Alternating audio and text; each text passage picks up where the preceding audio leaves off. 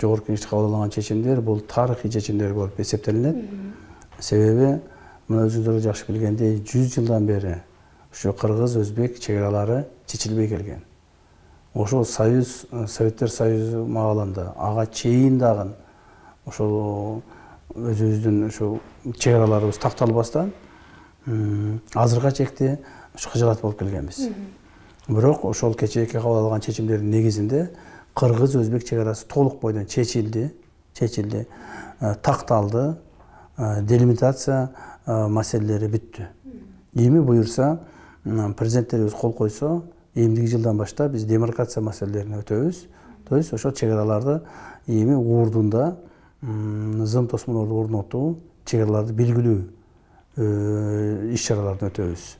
Негизинен биринчи ошол делимитация маселесин бүтүрмөйүнчө демаркацияга өтө албайбыз. Аны жакшы билесиздер. Ошондо негизги ошол эки мамлекеттин ортосундагы юридикалык жактан чек араларды тактоо маселеси бүттү.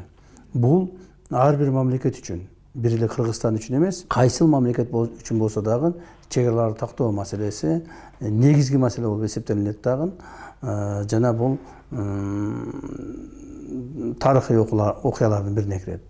Ошол тарыхый окуяларды биз өзүбүз аркылуу өткүзүп, мамлекеттин ошо парламентине даярдап келип, президенттин макулдугу менен киргизип, депутаттардын макулдугу менен кече кабыл алгандыгыбызга биз мен өзүм жеке ошол мамлекеттик кызматкер катары бүгүнкү күндөгү ушул Кыргызстандын жараны катары сыймыктанам. Себеби дегенде ушул маселелердин баардыгы менин көз алдымда, менин катышуум менен жана ошол менин ушул документтерге кол коюп даярдаган негизинде өткөндүгүнө мен сыймыктанам.